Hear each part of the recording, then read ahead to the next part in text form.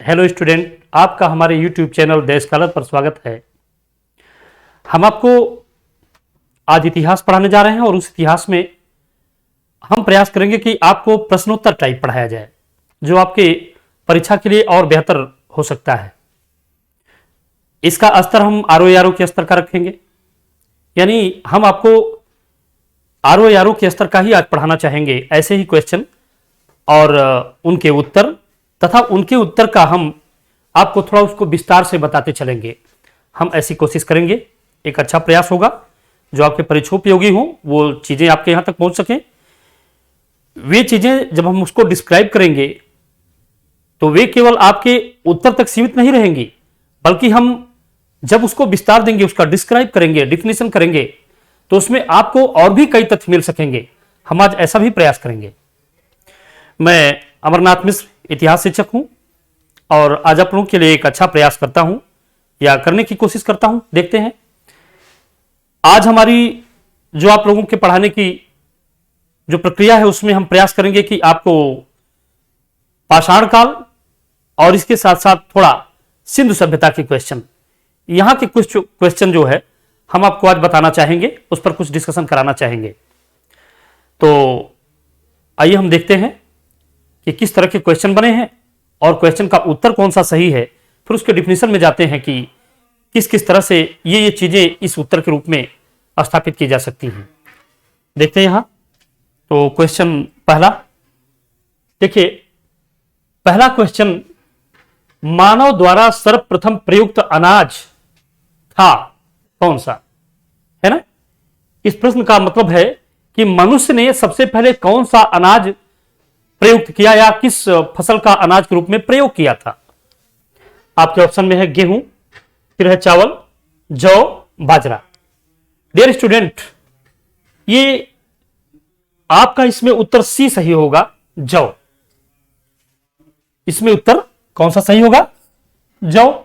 इसलिए क्योंकि मैं यहां आपको ये बताना चाहूंगा कि शुरुआत में जब मानवीय सभ्यता का विकास हो रहा था, यानी मनुष्य एक तरह से मनुष्य बन रहा था, उस स्थिति में ये सारी फसलें, जैसा कि 8 प्रकार के अनाज आज के डेट में मनुष्य मुख्य रूप से प्रयोग में लाता है, वो है जौ, गेहूं, चावल, बाजरा, सरसों, तिल, राई, जई।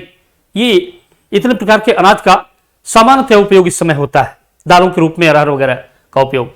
तो लेकिन ये जो फसलें वर्तमान समय में है, ये फसलें किसी समय वनों जंगलों में जंगली घास के रूप में उगती थी, जंगली घास के रूप में उगती थी, और मनुष्य ने इन्हें या इन जंगली घासों को अपने उपयोग में लाने के लिए इनके बीज किसी न किसी ढंग से प्राप्त किए, और इनके बीज प्राप्त करके उसने इन्हें एक कृषि के रूप में प्रयुक्त करना शुरू किया, यानी एक उपज के रूप में इनका प्रयोग करना शुरू किया, यानी जमीन में उनको किसी तरह से बोया। लगभग 8000 ईसा पूर्व पहले की बात है, ध्यान दीजिएगा। ये फसल जौ या उनके बाद जो गेहूं, ये कब धरती पर एक फसल के रूप में आया। पहले तो ये जंगली घास के रूप में थे, जंगलों में उगते थे। तो जंगली घास के रूप में जो जंगलों में उगते थे, उसे मनुष्य ने अपनी फसल कैसे बना लिया, उनका बीज प्राप्त किया। ये जो बीज प्राप्त किया वो कब प्राप्त किया, 8000 ईसा पूर्व में उन्होंने इन फसलों को, जो जंगली घास के रूप में जंगलों में उगते थे, उन्हें 8000 ईसा पूर्व में उनके बीज को प्राप्त करके अपनी जमीन में बोया, धरती में बोया, और उसे फसल के रूप में उगाया। आप कह सकते हैं ये कृषि का प्रारंभ भी है, प्रारंभ भी कहा जा सकता है। तो प्रश्न उठता है, आखिर ये पहली बार हुआ कहां। जान लीजिए, ये ईरान का जो क्षेत्र है, यानी फारस की खाड़ी का क्षेत्र, इसी तरह मध्य एशिया, पश्चिम एशिया, ईरान, मध्य एशिया का क्षेत्र लिए हुए पश्चिम एशिया का क्षेत्र, इन क्षेत्रों में सर्वप्रथम ऐसा पुरातत्व वैज्ञानिकों को प्रमाण मिला आर्कियोलॉजी सर्वे के द्वारा कि ईरान या पश्चिम एशिया या यूं कहे मध्य एशिया के क्षेत्रों को लेकर के 8000 ईसा पूर्व में मनुष्य ने सर्वप्रथम जौ नाम के जंगली घास को अपने लिए उपयोगी समझा, उनके बीज को प्राप्त किया और इसे ईरान, उज्बेकिस्तान या यूं कहे कि पश्चिम एशिया के क्षेत्रों में बोया। और जौ को पहली बार फसल के रूप में प्राप्त किया। तो यहां हमने आपको दे दिया जौ। ध्यान रहे इसी 8000 ईसा पूर्व में लगभग इन्हीं क्षेत्रों में गेहूं को उसने प्राप्त किया, बीज के रूप में गेहूं प्राप्त किया और फिर गेहूं उसने बोए। उसके बाद तब उसने चावल और बाजरे को प्राप्त किया। तो आप कहे जो मानव द्वारा सर्वप्रथम प्रयुक्त अनाज कौन था, इसमें उत्तर होगा जौ, है ना। इसके बाद फिर गेहूं। अब अगर पूछ दे कि कब प्राप्त किया, तो 8000 ईसा पूर्व में प्राप्त किया, समय अगर पूछा तो। और अगर यह पूछ दे किस स्थान पर प्राप्त किया, तो आप कह सकते हैं ईरान, पश्चिम एशिया और मध्य एशिया के क्षेत्र में पहली बार ये एक फसल के रूप में प्राप्त किया गया जौ, और मनुष्य ने पहले इसी जौ का अपने अनाज के रूप में प्रयोग किया। बाद में 8000 ईसा पूर्व के दौरान ही, यानी जौ के कुछ समय बाद ही गेहूं को उसने अपने फसल के रूप में प्राप्त किया। ठीक, ये आपका क्वेश्चन हो गया। देखिए हम लोग नेक्स्ट क्वेश्चन देख लेते हैं। भारतीय उपमहाद्वीप में कृषि के प्राचीन साक्ष्य कहां से प्राप्त हुए? देखिए वो विश्व स्तर की बात मैंने बताया, अभी जो मध्य एशिया, पश्चिम एशिया या ईरान के क्षेत्रों में जो मिला था वो विश्व स्तर की बात थी। अब आपका क्वेश्चन आ गया भारतीय उपमहाद्वीप में कृषि के प्राचीनतम साक्ष्य कहां से प्राप्त हुए, यानी अब ये लोकल कर दिया इसको। अब तक ग्लोबल था, अब ग्लोबल से आ गया लोकल, यानी भारतीय उपमहाद्वीप की बात करता है। डियर स्टूडेंट, मैं स्वयं एक सिविल का स्टूडेंट रहा हूं, बार बार मैंने प्री मेंस इंटरव्यू फेस किया है, मेरा अनुभव है। मैं आपको एक बात जरूर यहां बताना चाहूंगा कि जिस समय आप परीक्षा को दे रहे हो, आरओ, एआरओ, लोअर या पीसीएस, आईएएस के स्तर पर, उस समय आपके परीक्षा देते समय एक चीज बहुत ज्यादा इंपॉर्टेंट होती है, क्वेश्चन को पढ़ना और उसको समझना। तमाम ऐसे समय ऐसी वारदातें हुई हैं जहां एकाएक देख करके क्वेश्चन को भी हम समझ नहीं पाए, कायदे से पढ़े नहीं और गलत उत्तर मार दिया। इसलिए सबसे पहले क्वेश्चन को समझिए और क्वेश्चन को समझने के साथ साथ तब उसके उत्तर को देखिए और तब गुनने के बाद फिर तब उस पर थोड़ा धुनिए, सुनिए, गुनिए और धुनिए। तो यहां देखिए भारतीय उपमहाद्वीप की बात अब कर रहा है। भारतीय उपमहाद्वीप में कृषि के प्राचीनतम साक्ष्य कहां से प्राप्त हुए? आपके इसमें आंसर में है ब्रह्मगिरी से, बुर्जहोम से, कोल्डिहवा से, मेहरगढ़ से, है ना। भारतीय उपमहाद्वीप की जब बात आएगी तो पाकिस्तान वगैरह का क्षेत्र भी, अफगानिस्तान वगैरह का क्षेत्र भी, चाहे श्रीलंका, मालदीव, नेपाल, बर्मा इत्यादि का क्षेत्र सब भारतीय उपमहाद्वीप है। ठीक, बर्मा हो, नेपाल हो, मालदीव हो, अफगानिस्तान हो, बांग्लादेश हो, पाकिस्तान हो, ये सारे क्षेत्र भारतीय उपमहाद्वीप में। इसलिए जब ये भारतीय उपमहाद्वीप की बात कर रहा है तो ये ब्रह्मगिरी, ये तो कर्नाटक में है, बेलारी के पास एक स्थान है ब्रह्मगिरी। ये देखिए बुर्जहोम, ये बुर्जहोम और गुफकराल दो स्थान ये कश्मीर में है, नौपाषाणिक स्थल है। ये कोल्डिहवा बेलन घाटी के किनारे, ये इलाहाबाद के समीप है, मेजा करछना तहसील उधर पड़ती है। और यह मेहरगढ़, ये मेहरगढ़ पाकिस्तान में है ना। जब भारतीय उपमहाद्वीप में कृषि के प्राचीनतम साक्ष्य की बात आएगी तो यहां आपका उत्तर सही होगा इनमें से डी, यानी मेहरगढ़। लेकिन डियर स्टूडेंट ये ध्यान रहे, अगर यही लहुरा देव होता, यहीं पर अगर लहुरा देव होता, उत्तर प्रदेश के संत कबीर नगर का एक स्थान है, संत कबीर नगर जिला यूपी में, संत कबीर नगर जिले का एक स्थान है लहुरा देव, और लहुरा देव से कृषि का भारतीय उपमहाद्वीप में सर्वाधिक प्राचीनतम साक्ष्य मिला है, वहां से चावल प्राप्त हुआ है ना। वहां से चावल, भारतीय उपमहाद्वीप में चावल का प्राप्ति पहली बार 7000 ईसा पूर्व में हुई वहां। लेकिन अब जबकि वो नहीं है तो मेहरगढ़ माना जाएगा। मेहरगढ़, ये मेहरगढ़ जो है यहां अस्थायी जीवन का प्रमाण, बस्तियों का प्रमाण, ध्यान देते जाइएगा मेरी बातों पर, लेक्चर को पूरा ध्यान दीजिएगा। मेहरगढ़, यहां से प्राचीन बस्तियों का प्रमाण मिला है, मेहरगढ़ से प्राचीन अस्थायी जीवन का प्रमाण मिला है, मेहरगढ़ से भारतीय उपमहाद्वीप में प्राचीनतम कृषि का प्रमाण मिला है। लेकिन अगर कहीं लहुरा देव आ जाए तो संत कबीर नगर जिले उत्तर प्रदेश के लहुरा देव में तब माना जाएगा उसको। लेकिन अगर वो नहीं है तो फिर मेहरगढ़ को इनमें से माना जाएगा। ठीक, तो इसमें कौन सा सही होगा? मेहरगढ़। ठीक, आपका ये उत्तर सही हो गया। अब अगर मेहरगढ़ भी ना होता तो कोल्डिहवा माना जाता। कोल्डिहवा इलाहाबाद के समीप बेलन नदी के किनारे, वहां की मेजा करछना तहसील का एक स्थान है कोल्डिहवा। अगर मेहरगढ़ न होता तो कोल्डिहवा से सर्वाधिक प्राचीन साक्ष्य चावल की प्राप्ति के मिले हैं, तब हम लोग इसको मान लेते। तो मैं समझता हूं कि भारतीय उपमहाद्वीप में कृषि के प्राचीनतम साक्ष्य कहां से प्राप्त हुए आप अच्छी तरह समझ गए होंगे। मेहरगढ़ से प्राप्त हुए, इनमें से मेहरगढ़ सही है। यदि लहुरा देव होता तो इससे भी पुराना लहुरा देव है, उसको मान लिया जाता, 7000 ईसा पूर्व का है। लेकिन वो नहीं है तो मेहरगढ़, अगर ये नहीं होता तो कोल्डिहवा मान लिया जाता। हम लोग के पुस्तकों में हाल फिलहाल में जब हम लोग गए थे वहां पढ़ने तो हम लोग कोल्डिहवा ही मानते थे, लेकिन नई खोज जब आई तो लहुरादेव हो गया। अब लहुरादेव अगर ना हो तो मेहरगढ़ को हम लोग मान लेंगे। ये रहा आपके इस क्वेश्चन का उत्तर कि भारतीय उपमहाद्वीप में कृषि के प्राचीनतम साक्ष्य कहां से प्राप्त हुए, तो इनमें से मेहरगढ़ ऐसा स्थल है जहां से भारतीय उपमहाद्वीप में कृषि के प्राचीनतम साक्ष्य हुए, ठीक, प्राप्त हुए हैं। अगर लहुरादेव होता तो मेहरगढ़ को हम लोग नहीं मानते, लहुरादेव को मान लेते। तो ये रहा आपका क्वेश्चन। अब हम लोग इसके आगे चलते हैं, नेक्स्ट आगे देखते हैं। उस स्थल का नाम बताइए जहां से प्राचीनतम अस्थायी जीवन के साक्ष्य प्राप्त हुए। ये देखिए मैंने अभी इस क्वेश्चन को आपके सामने डिस्क्राइब किया है। उस स्थल का नाम बताइए जहां से प्राचीनतम अस्थायी जीवन के साक्ष्य प्राप्त हुए।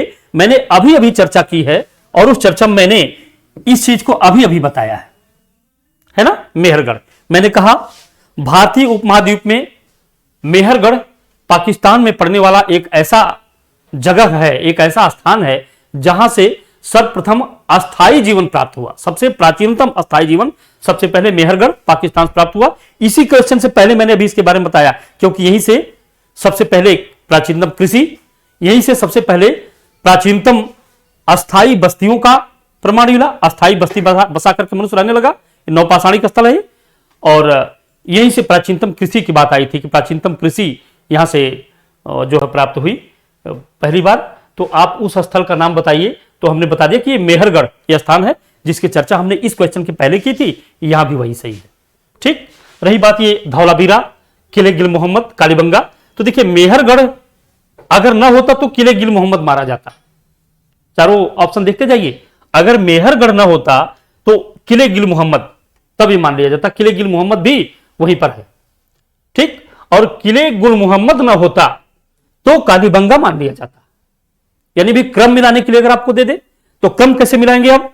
मेहरगढ़, किले गुल मोहम्मद, कालीबंगा और धौलावीरा की जहां तक बात है तो वहां से विशेष कृषि का मामला आया ही नहीं है, बहुत न्यून है। लास्ट में आप उसे भी रख सकते हैं। तो अगर कहीं इस तरह के क्वेश्चन आपको क्रम मिलाने को दे दे तो आप हो जाएगा मेहरगढ़, फिर किले गुल मोहम्मद, फिर कालीबंगा, फिर धौलावीरा। लेकिन यहां क्रम मिलाने की बात कर नहीं रहा, यहां तो क्वेश्चन करा उस स्थल का नाम बताइए जहां से प्राचीनतम अस्थायी जीवन के प्राप्त हुए, तो मेहरगढ़ मान लिया जाएगा। मेहरगढ़ में सबसे प्राचीनतम अस्थायी बस्ती प्राप्त हुई।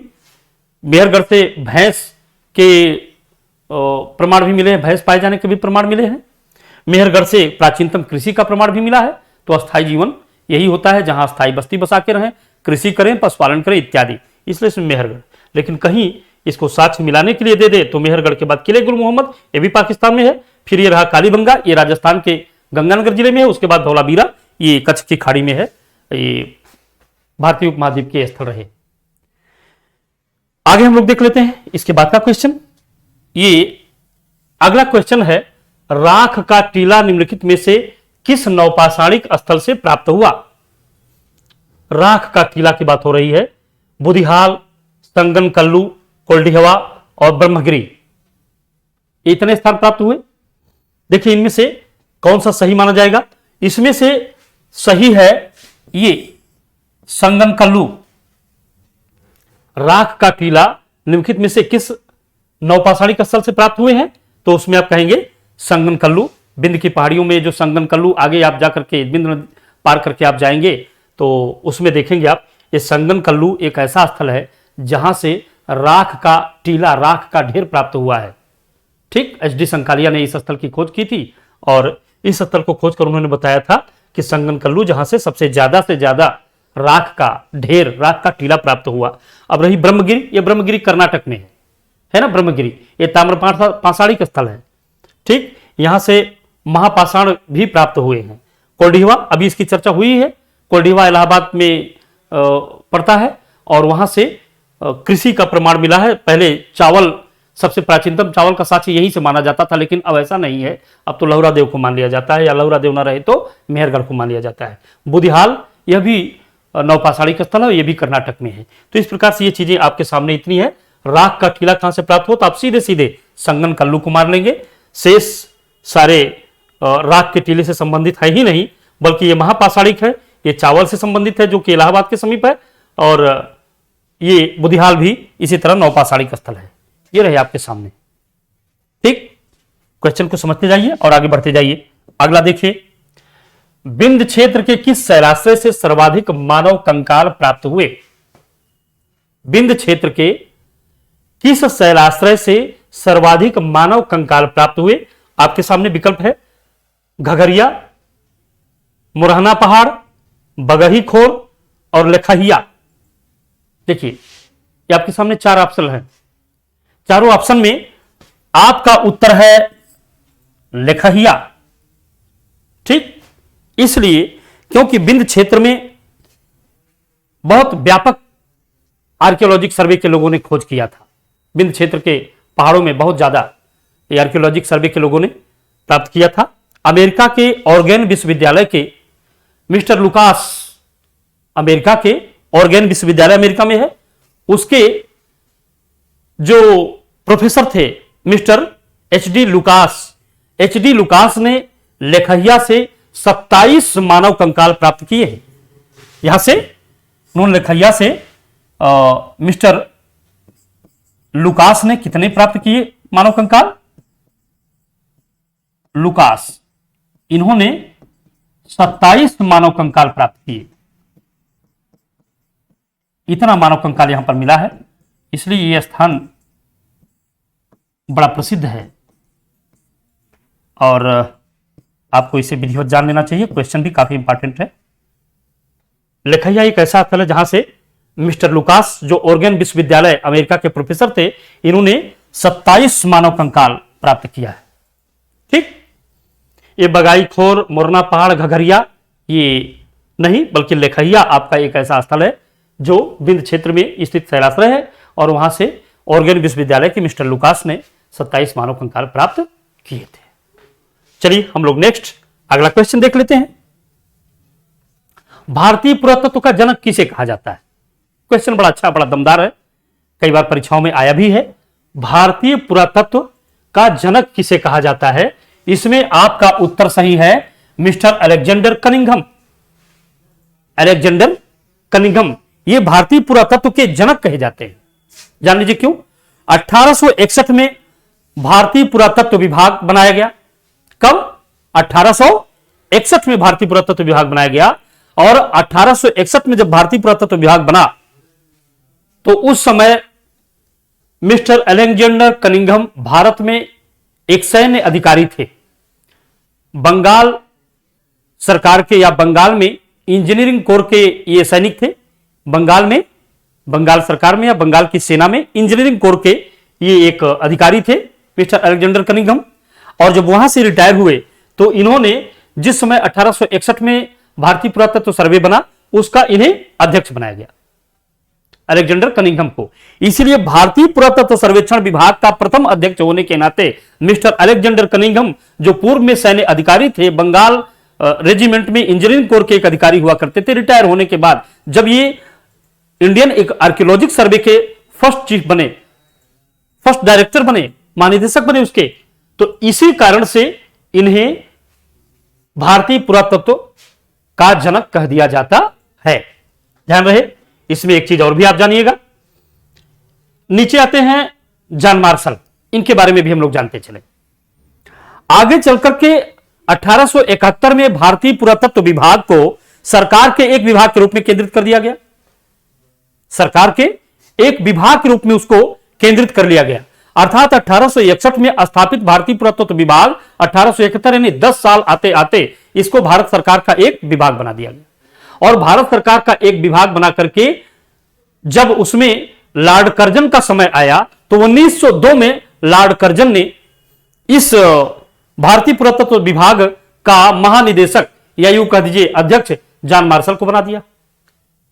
और यही जॉन मार्शल हैं जिन्होंने 1921 में हड़प्पा और मोहनजोदड़ो या सिंधु सभ्यता के तमाम नगरों के खोज में उसमें महान योगदान दिया था। ये जॉन मार्शल है ना। 1861 में जब आर्कियोलॉजिक सर्वे यानी भारतीय पुरातत्व विभाग बना तो उसके अध्यक्ष कौन बने? Alexander Cunningham. इसीलिए भारतीय पुरातत्व के जनक कहे जाते हैं। लेकिन अब जॉन मार्शल के बारे में हमें जानना हो तो 71 में ये जो कनिंघम जिसके अध्यक्ष हुए थे वो एक विभाग बन गया, भारत सरकार का विभाग हो गया, अंग्रेजों के द्वारा बना दिया गया। और आखिर आगे चलकर के कर्जन के समय 1902 में जॉन मार्शल को उसका अध्यक्ष बना दिया गया। 1921 में इसी जॉन मार्शल ने आखिरकार हड़प्पा सभ्यता की खोज में बहुत बड़ा योगदान दिया था। ये देखिए, ये मार्टिमर व्हीलर है, ये मार्टिमर की जहां तक बात आती है ना, ये मार्टिमर व्हीलर है ना, इन्होंने भी सिंधु सभ्यता के तमाम खोजों में काफी योगदान दिया था। जेम्स प्रिंसप ये अशोक के नाम पढ़ने में बहुत अधिक भूमिका निभाए थे। जेम्स प्रिंसप महोदय अशोक का नाम पढ़ने में इन्होंने महत्वपूर्ण भूमिका निभाई थी। ये आपके सामने चारों ऑप्शन, और चारों ऑप्शन की चीजें हमने आपको बताई। लेक्चर को ध्यान से सुनिए, और नहीं समझ में आता तो उसको कई बार सुनिए, क्योंकि एक एक लाइन में जो बोल रहा हूं आपके लिए अत्यंत परिचयोपयोगी है। ध्यान दीजिएगा उसको। नेक्स्ट चलते हैं हम अगले क्वेश्चन पर। सिंधु सभ्यता किस युग से संबंधित है? आपके सामने ऑप्शन है प्रागैतिहासिक युग से, आद्यैतिहासिक युग से, ऐतिहासिक युग से, उत्तर ऐतिहासिक युग से। प्रिय छात्रों, सबसे पहले तो आप ये जाने कि ये प्रागैतिहासिक युग, आद्यैतिहासिक युग, ऐतिहासिक है क्या आखिर? देखिए, प्रागैतिहासिक युग उसे कहा जाता है जब उस युग के इतिहास को जानने के हमारे पास संसाधन या साधन कुछ नहीं थे, केवल आर्कियोलॉजी थे, पुरातात्विक वस्तुएं। जिस युग के मनुष्य की गतिविधियों के बारे में जानने के लिए केवल एक साधन हमारे पास हो, वो हो पुरातात्विक वस्तुएं, उसे प्रागैतिहास कहा जाता है। ध्यान दीजिएगा, प्रागैतिहास या प्रारंभ का इतिहास उस युग को कहा जाता है जिस युग में मनुष्य अभी मनुष्य ही नहीं था, वो अर्धमानव था, बर्बर था, असभ्य था, शिकार करके खाता था। उस युग के मनुष्य को पढ़ना लिखना, बहुत निर्माण करना इत्यादि नहीं आता था। अब आता भी था तो अपनी सामान्य वस्तुओं को के आवश्यकताओं की पूर्ति के लिए। तो उस युग के मनुष्य के बारे में जानने का जो स्रोत है वह बहुत कम है, वह एकमात्र है, और वह पुरातात्विक वस्तुएं। और पुरातात्विक वस्तुओं के द्वारा हम उनकी गतिविधियों को जान पाए, इसीलिए उस युग को प्रागैतिहासिक युग कहा जाता है। इसमें पाषाण युग आता है, ताम्र पाषाण युग आता है, या युग कह सकते हैं बस ताम्र पाषाण युग ही प्रागैतिहासिक युग का मुख्य आधार है। ठीक, ध्यान दीजिएगा। आद्य इतिहास किसे कहा जाता है? आद्य इतिहास युग में थोड़ा सा ऐतिहासिक वस्तुओं या उस युग के मनुष्य के बारे में जानने का हमारा साधन थोड़ा बढ़ गया। क्या बढ़ गया? ऐसा युग जिसमें उस युग के मनुष्य और उसकी गतिविधियों के बारे में जानकारी का स्रोत पुरातात्विक वस्तुओं तो हो ही, साथ ही साथ उसके कुछ औजार, साथ ही साथ उसकी कुछ लेखनी भी हो, उसने कुछ लिखा भी हो। ठीक, लिखा गया हो लेकिन उसे पढ़ा न गया हो। ऐसा युग जिसमें मनुष्य की गतिविधियों के बारे में जानकारी का स्रोत पुरातात्विक वस्तुएं हो, और पुरातात्विक वस्तुओं के साथ साथ कुछ लेखन शैली भी उनकी हो, लेकिन वो लेखन शैली पढ़ी न गई हो। पहले यही माना जाता था कि लेखन शैली पढ़ी न गई हो तो आद्य इतिहास है, लेकिन बाद में विद्वानों ने यह तय किया कि यदि लेखन शैली उनकी या लेखन कला को पढ़ा भी गया अगर, तो उसका इतिहास निर्माण में कोई योगदान ना हो, वो भी आद्य इतिहास के युग में माना जाएगा। ठीक, तो देखिए, आद्य इतिहास युग उसे कहा जाता है जिसमें मनुष्य ने कुछ लिखा, पढ़ा और वस्तुएं भी बनाई, लेकिन क्या लिखा पढ़ा उसको जाना नहीं गया। तो हम मान लेते थे आद्य इतिहास, लेकिन अब उसमें थोड़ा बढ़ा दिया गया, मनुष्य ने जो लिखा पढ़ा उसको हम लोग जाने भी, लेकिन उसका इतिहास निर्माण में कोई योगदान नहीं है, वो भी आद्य इतिहासिक युग में है। अब तो आद्य इतिहास समझ में आ गया। ऐसा समय जब हमने मनुष्यों के बारे में पढ़ा, लिखा, और क्या पढ़ा उन्होंने, क्या लिखा उन्होंने, इसे हमने जाना भी, पढ़ भी लिया, पढ़ने में कामयाबी भी पाई। इसके पहले नहीं भी जानते थे, लेकिन उनकी लिखावट का, उनके साहित्य का इतिहास निर्माण में कोई योगदान नहीं हो, ऐसा युग आद्य ऐतिहासिक युग कहलाता है। आद्य इतिहास। और इतिहास किसे कहा जाता है? जब मनुष्य के बारे में जानकारी का स्रोत पुरातात्विक वस्तुएं भी हों, साहित्यिक वस्तुएं भी हों, यानी लेखन शैली भी हम लोग उसको जानते क्या लिखे पढ़े हो, तमाम सिक्के भी उन्होंने चलाए हों, विदेशी यात्री आए उनका भी विवरण उनके बारे में मिला हो, तमाम स्मारक, घर, भवन, मंदिर इत्यादि प्राप्त हुए, यानी जिस समय जानकारी के ये सारे स्रोत प्राप्त होने लगे उसे ऐतिहासिक युग कहा जाता है। और उत्तर ऐतिहासिक युग समझिए इसमें ऐसे ही घुसा दिया गया। उत्तर ऐतिहासिक युग का कुछ विशेष महत्व इसमें नहीं है। उत्तर ऐतिहासिक युग का मतलब होता है कि ऐतिहासिक युग के बाद का, तो वो तो आगे की घटनाएं हैं। ठीक, मैं पूरी तरह समझता हूं कि आपने प्रागैतिहास, आद्य इतिहास, इतिहास और उत्तर इतिहास को जान लिया। अब इसमें देख लीजिए कि आखिर सिंधु सभ्यता किस में आएगी? सिंधु सभ्यता आद्य इतिहास में आएगी।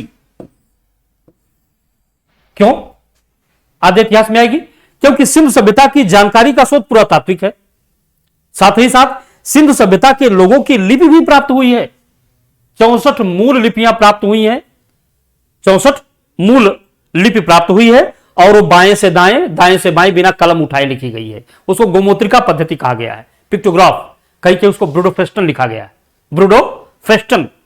हिंदी में उसको गोमूत्रिका पद्धति, यानी पशु गाय इत्यादि जैसे अगर वो पेशाब करते हुए चले जाते हैं तो आप देखते होंगे कि ऐसे ऐसे गराड़ी पड़ती चली जाती है, ऐसे ऐसे ऐसे गराड़ी पड़ती चली जाती है ना, ये गोमूत्रिका बोल दिया गया इसको। और सिंधु सभ्यता के लोगों ने लिखा भी ऐसे ही है। इधर देखिए बाएं से दाएं और फिर दाएं से बाएं, फिर यहां से यहां, ऐसे दाएं से दाएं, उन्होंने गोमूत्रिका पद्धति में लिखा है इस तरह से। इसको ब्रूडोफ्रेस्टन या पिक्टोग्राफ बोल दिया जाता है, हिंदी में गोमूत्रिका। लेकिन इन्होंने क्या लिखा ये आज तक पढ़ा नहीं गया, आज तक पढ़ा नहीं गया। इसीलिए इस युग के यानी सिंधु सभ्यता के बारे में जानकारी का स्रोत पुरातात्विक तो है, लेकिन लेखन शैली भी है। हालांकि लेखन शैली उनकी जो पिक्टोग्राफ है या ब्रूडोफ्रेस्टन वो पढ़ी नहीं गई, जो दाएं से बाएं से दाएं बिना कलम लिखाई लिखी गई, तो वो पढ़ी नहीं गई है। इसीलिए सिंधु सभ्यता को आद्य इतिहास के युग में रखा जाता है। आपका क्वेश्चन इसमें आंसर होगा आपका बी। ध्यान दीजिएगा इसमें और भी, हम लोग 2500 ईसा पूर्व से लेकर 600 ईसा पूर्व तक के समय को आद्य इतिहास में रखते हैं। इसमें ध्यान दीजिएगा, ये आद्य इतिहास की जो बात हुई ये 2500 ईसा पूर्व से और 600 ईसा पूर्व के बीच की बात हम कर रहे हैं, है ना। कब से कब तक? 2500 ईसा पूर्व से 600 ईसा पूर्व। तो इसमें तो वैदिक युग भी आ गया। तो क्या वैदिक युग के जो साहित्य थे उसको हमने पढ़ा नहीं? पढ़ा है। संस्कृत में लिखा गया है वेद, ब्राह्मी लिपि है, उसको हम लोगों ने खूब पढ़ा है, खूब जाना है। हमारी सभ्यता ही वैदिक है, ठीक। तो वो भी आद्य ऐतिहासिक युग में रखा गया है। वैदिक सभ्यता को भी आद्य इतिहास में रखा गया, सिंधु सभ्यता को भी आद्य इतिहास में रखा गया। क्यों? क्योंकि मैंने अभी थोड़ी देर पहले आपको बताया कि पहले तो बात थी कि पढ़ी ना गई हो लिपि, लेकिन यहां अब आ गया कि लिपि पढ़ी भी गई हो, जैसे वैदिक सभ्यता की पढ़ी गई है। पढ़े जाने के बाद तब उसकी शर्त बताया गया कि अगर उन चीजों का इतिहास निर्माण में कोई योगदान ना हो तो भी आद्य इतिहास है। इसीलिए वैदिक सभ्यता को भी आद्य इतिहास में रख दिया जाता है, क्योंकि उनकी लिपि को हमने जाना, उनकी भाषा को हमने पढ़ा, पुरातात्विक साधनों से भी उनके बारे में जाना, साहित्यिक साधनों से भी उनके बारे में जाना, लेकिन उनके साहित्य का इतिहास निर्माण में कोई विशेष योगदान नहीं है। इस नाते 2500 ईसा पूर्व यानी सिंधु सभ्यता से लेकर के और वैदिक सभ्यता यानी बौद्ध युग से पहले तक की सभ्यता को हम लोग आद्य इतिहास में रखते हैं, क्योंकि इतिहास निर्माण में वैदिक सभ्यता के वैदिक वांग्मय का कोई विशेष योगदान नहीं है। और सिंधु सभ्यता में लिपि पाई गई वो तो पढ़ी ही नहीं गई, तो आपसे आप आद्य इतिहास में है। और इनके जानने का स्रोत साहित्य के साथ साथ हमारे यहाँ पुरातात्विक भी है। तो इसी नाते 2500 ईसा पूर्व से 600 ईसा पूर्व ये आद्य इतिहास का युग है। इसमें सिंधु सभ्यता भी आ गई, वैदिक सभ्यता भी आ गई। आपसे पूछ रहा है सिंधु सभ्यता, तो आप मार देंगे आद्य इतिहास, वैदिक तो इसमें मान नहीं रहा है, ठीक। Okay, thank you. चलते हम लोग देखते हैं अब नेक्स्ट अगला, मूर्ति पूजा का प्रारंभ कब से माना जाता है? मूर्ति पूजा का प्रारंभ कब से माना जाता है? आपके ऑप्शन 4 है पीछे, पूर्व आर्य, उत्तर वैदिक, मौर्य काल, कुषाण काल। देखिए, मूर्ति पूजा का प्रारंभ पूर्व आर्य काल से ही मान लिया जाता है। क्यों? क्योंकि पूर्व आर्य जब आप कहेंगे तो इनका अर्थ है, पूर्व आर्य का अर्थ है सिंधु सभ्यता। ये इसी को ये पूछ रहे हैं। मैंने भी थोड़ी देर पहले आपसे बताया, ध्यान दीजिएगा, क्वेश्चन पढ़ते समय क्वेश्चन को समझने की कोशिश कीजिएगा। आपसे इस तरह से सिविल इत्यादि में चाहता है वो। मूर्ति पूजा का प्रारंभ कब से माना जाता? पूर्व आर्य यानी आर्यों से पूर्व। तो आर्यों से पूर्व है क्या? सिंधु सभ्यता।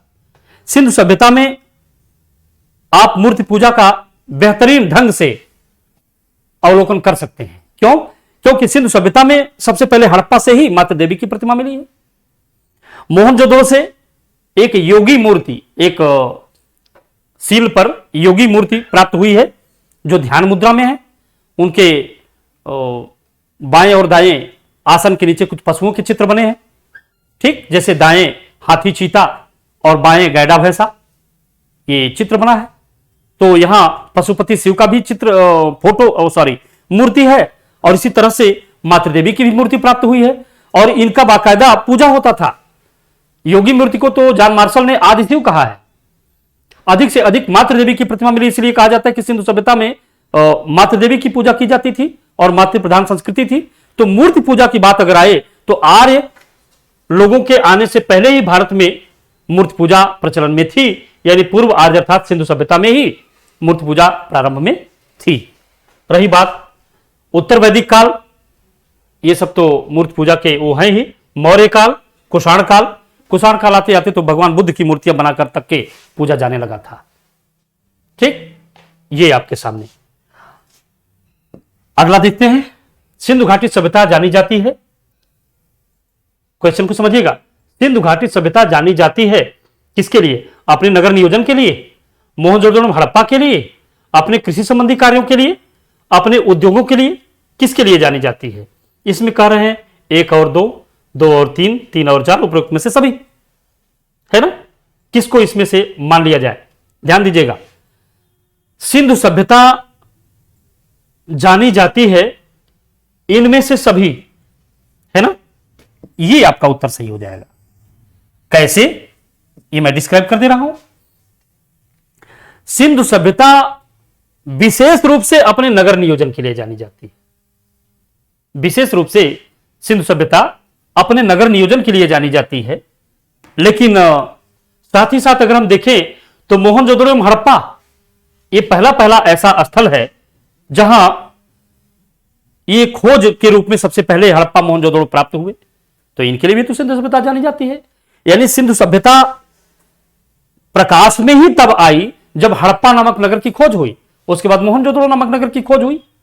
हड़प्पा को जॉन मार्शल और दयाराम साहनी ने खोजा, मोहनजोदड़ो को 1922 में, यानी 1921 के एक साल बाद 1922 में आर डी बनर्जी ने खोजा। ठीक, सिंधु सभ्यता प्रकाश में ही आई हड़प्पा और मोहनजोदड़ो के नगरों के समय से, खोजे जाने के समय से। ठीक, तो यह भी सही है। अपने कृषि संबंधी कार्यों के लिए बिल्कुल सिंधु सभ्यता का एक स्थल है कालीबंगा, वहां से जुते हुए खेत का प्रमाण मिला है, जुते हुए खेत का प्रमाण मिला है। तो यानी अपने कृषि के लिए भी जानी जाती है। अपने उद्योगों के लिए लोथल और चन्हूदड़ो ये 2 ऐसे स्थल हैं जहां कारीगर और उद्योग संबंधी तमाम चीजें प्राप्त हुई हैं। कारीगरों संबंधित, यहां के लोग अच्छे कारीगर थे। चन्हूदड़ो में आप देखेंगे कि वे लोग सीप, अस्थि, मुद्रा, मनका बनाने के कारखाने लगाए हुए थे। यहां तक कि आधुनिक सौंदर्य प्रसाधनों में काम आने वाली लिपस्टिक तक को वहां से पाया गया है।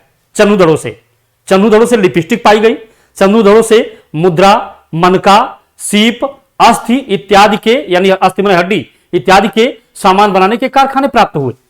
जो चीज आपको चन्हूदड़ो में मिली, बिल्कुल वही चीज आपको लोथल, यानी जो गुजरात में है, लोथल गुजरात में है, जो अपने बंदरगाह के लिए प्रसिद्ध है, वहां से भी कारीगरों के तमाम कार्य प्राप्त हुए हैं। जैसे वहां सीप, अस्थि और हाथी दांत के पैमाने बनाने के कारखाने मिले।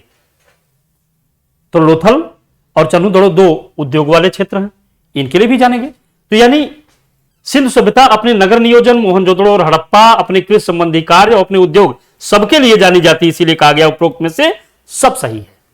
लेकिन यही क्वेश्चन अगर बदल देता, सिंधु सभ्यता विशेष रूप से किसके लिए जानी जाती है, तो क्वेश्चन का आंसर बदल जाता। तब कहा जाता सिंधु सभ्यता अपने नगर नियोजन के लिए विशेष रूप से जानी जाती है। नगर नियोजन यानी भवनों का निर्माण, फिर एक दूसरे को समकोण पर काटती सड़कें, और गलियों में सड़कों के किनारे बड़े नाले, जल निकास प्रणाली, ये सारी चीजें नगर नियोजन के रूप में है ना। तो अगर यही विशेष लिख देता तो ए सही हो जाता, एक। लेकिन विशेष नहीं लिखा है, सिंधु घाटी सभ्यता जानी जाती है, तो इसमें से सब सही है।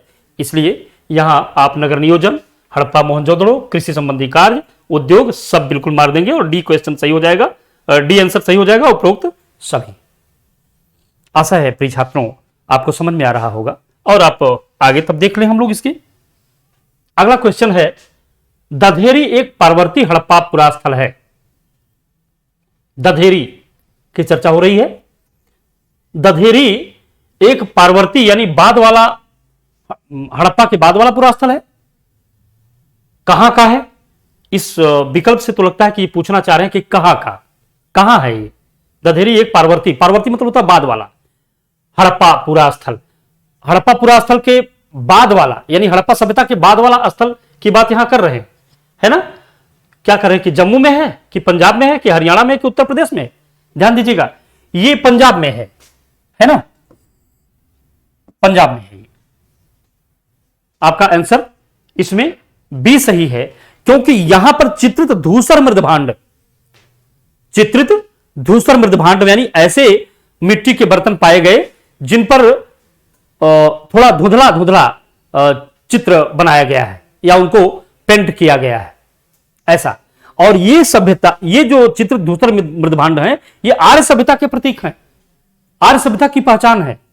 आर्य सभ्यता में अधिक से अधिक चित्रित धूसर मृदभांडों का प्रयोग किया जाता था, इसलिए चित्रित धूसर मृदभांड आर्य सभ्यता का प्रतीक होने के नाते पार्वती हड़प्पा यानी हड़प्पा के बाद की बात कर रहा है ना, यानी आर्य सभ्यता की बात। आर्य सभ्यता का यह स्थल कहां पाया गया? पंजाब में। शुरुआत में आप देखेंगे भी, प्रारंभिक आर्य आकर बसे कहां? प्रारंभिक आर्य आकर बसे पूर्वी अफगानिस्तान से लेकर पश्चिम उत्तर प्रदेश के बीच, और अपने क्षेत्र को वे लोग सप्त सैंधव प्रदेश कहते थे। पंजाब का मतलब होता ही है 5 नदियों का क्षेत्र, सप्त सैंधव मतलब 7 नदियों का क्षेत्र। ये पंजाब का क्षेत्र आर्यों के निवास का बड़ा उपयुक्त स्थल था, और वहां ही दधेरी नाम का एक स्थान है, और वहीं पर चित्रित धूसर मृदभांड पाया गया है। आप ये जान लीजिए, बात अगर सिंधु सभ्यता की आएगी तो वहां लाल मृदभांड की चर्चा आई है, लाल मृदभांड की चर्चा बार बार आई है। ये उन लोगों का स्थल है ना, लाल, काले लाल, तो उसके बाद अपोदर, चित्रित धूसर मृदभांड, ये उनकी सभ्यता का विशेषता है। वहां लाल विशेष रूप से है, यहाँ चित्रित धूसर मृदभांड विशेष रूप से है। ये आर्य सभ्यता के प्रतीक हैं, और ये दधेरी स्थल पंजाब में है। ठीक, जम्मू में नहीं, हरियाणा में नहीं, उत्तर प्रदेश में नहीं, वहां नहीं पाया गया ये दधेरी।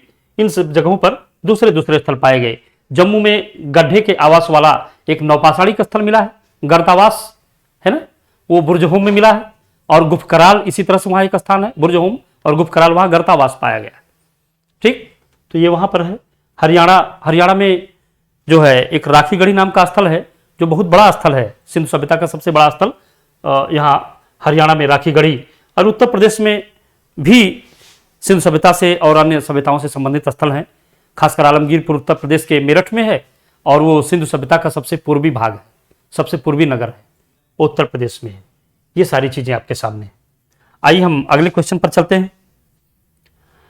भारत में हड़प्पा का बृहद स्थल, देखिए अभी इसकी चर्चा थोड़ी देर पहले हुई, राखीगढ़ी, धौलावीरा, कालीबंगा और लोथल। इसमें से आप ये जान लीजिए, हड़प्पा सभ्यता के 4 बृहद स्थलों की चर्चा होती है, हालांकि कई कई एक और जोड़ दिया जाता है उसमें।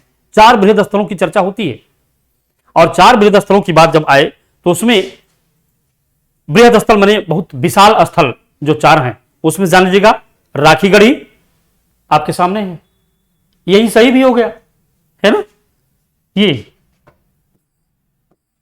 राखीगढ़ी ये सही है, राखीगढ़ी। इसके बाद है मोहनजोदड़ो, राखीगढ़ी के बाद मोहनजोदड़ो, उसके बाद है हड़प्पा, और हड़प्पा के बाद है धौलावीरा, है ना। ये क्रम कुछ इस तरह से है, राखीगढ़ी, इसके बाद अगर हम देखें तो फिर है मोहनजोदड़ो,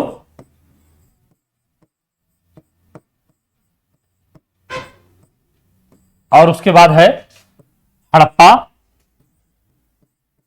और इसके बाद धौलावीरा। ये स्थल आपके सामने हैं, इस तरह से लिखे जा सकते हैं, इसलिए राखीगढ़ी इसमें सही हो गया। धौलावीरा एक ऐसा स्थल है कि सारे सैंधव स्थल 2 भागों में बटे हुए पाए गए, धौलावीरा 3 भागों में बटा था, पूर्वी टीला, पश्चिमी टीला और मध्यमा नगर। तो ये भी एक बड़ा बृहद स्थल है। और कालीबंगा, लोथल ये छोटे नगर हैं, इतने बड़े नगर नहीं है। कालीबंगा ये जो है ये राजस्थान के गंगानगर जिले में है। मैंने अभी थोड़ी देर पहले बताया था, यहीं पर जुते हुए खेत मिले थे, कृषि का प्रमाण। लोथल, ये लोथल गुजरात में है। ये अपने गोदीबाड़ा यानी बंदरगाह, जहाजों के रुकने के स्थान के रूप में प्रसिद्ध है। आप लिख भी सकते हैं अगर चाहें। लोथल में पाया गया था जो प्रसिद्ध रूप से, वो था बंदरगाह कालीबंगा, ये राजस्थान में है, और इस जगह से पाया गया जुते हुए खेत। ठीक, धौलावीरा, 3 भागों में बटा नगर।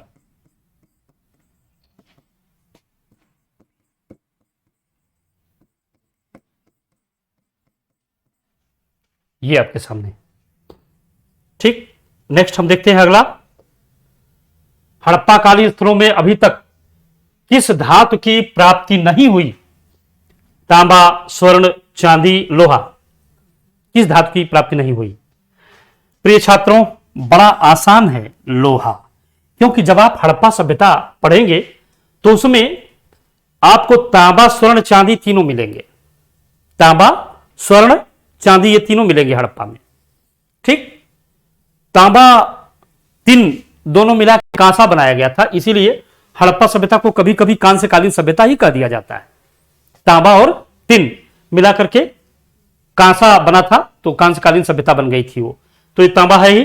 स्वर्ण, आप जान लीजिए कि हड़प्पा सभ्यता बाकायदे इन धातुओं का आयात करती थी। सोना, चांदी इत्यादि जो है, ये सारी चीजें अफगानिस्तान, इधर कोलार की खानों से ये सब प्राप्त किए जाते थे, चांदी वगैरह। तो इन सारी चीजों का प्राप्ति वहां हुई है, लोहे की नहीं। लोहा आर्य सभ्यता में ऋग्वैदिक युग तक प्राप्त नहीं था। लोहा उत्तर वैदिक युग में जाकर के प्राप्त हुआ, अतरंजी खेड़ा से। अतरंजी खेड़ा से उत्तर वैदिक आर्यों ने लोहे को प्राप्त किया, और लोहे के हथियार, लोहे के औजार के साथ साथ कृषि यंत्र बनाए, और इसी से वे उसे अपने घोड़ों की नाल में प्रयोग करके विश्व विजयी बने। तो लोहा उत्तर वैदिक काल में आर्यों ने पाया। इसके पहले सिंधु सभ्यता के लोगों ने या ऋग्वैदिक सभ्यता के आर्यों ने लोहा नहीं पाया था। तो हड़प्पा कालीन स्थलों में से किस धातु की प्राप्ति नहीं हुई थी? लोहे की प्राप्ति नहीं हुई थी। शेष तांबा, स्वर्ण और चांदी तीनों पाए गए। आइए हम अगला क्वेश्चन देखते हैं। किस पशु के अवशेष सिंधु घाटी सभ्यता से प्राप्त नहीं हुए? क्वेश्चन आपके सामने। तो इसका आंसर दे रहे हैं शेर, घोड़ा, गाय, हाथी। इसमें से क्या नहीं है? देखिए, इनमें से शेर यह प्राप्त नहीं हुआ है। शेष सारे पशु वहां से प्राप्त हुए, इन लोगों के अवशेष प्राप्त हुए। जैसे घोड़ा, सुरकोतड़ा एक ऐसा स्थल है, सिंधु सभ्यता का एक स्थल है सुरकोतड़ा, यहां से घोड़े की अस्थियां प्राप्त हुई हैं। यहां से सुरकोतड़ा एक ऐसा स्थल है जहां से घोड़े की हड्डियां प्राप्त हुई।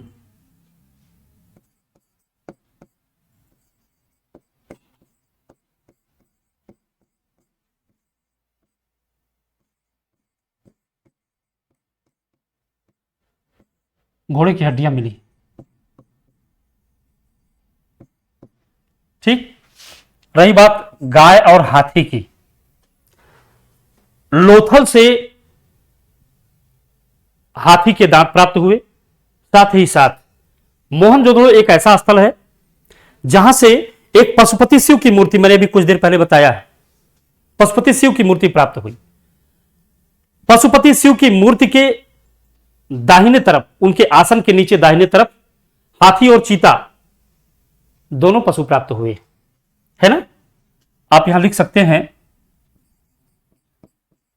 मोहनजोदड़ो से प्राप्त जो पशुपति शिव की मूर्ति है, से प्राप्त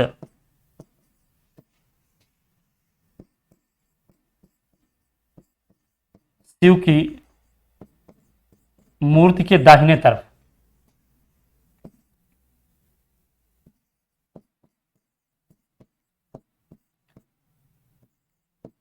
हाथी प्लस चीता। देखिए यहां शेर नहीं है ना, शेर नहीं है। यहां घोड़ा सुरकोतड़ा से प्राप्त है।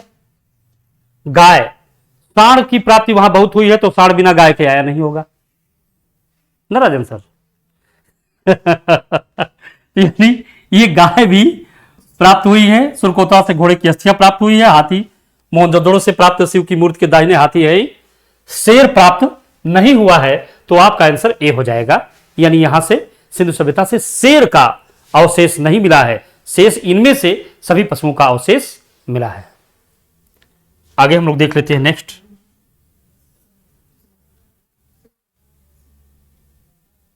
ओह, ये मैं भूल ही रहा था कि केवल 13 क्वेश्चन है। Thank you class.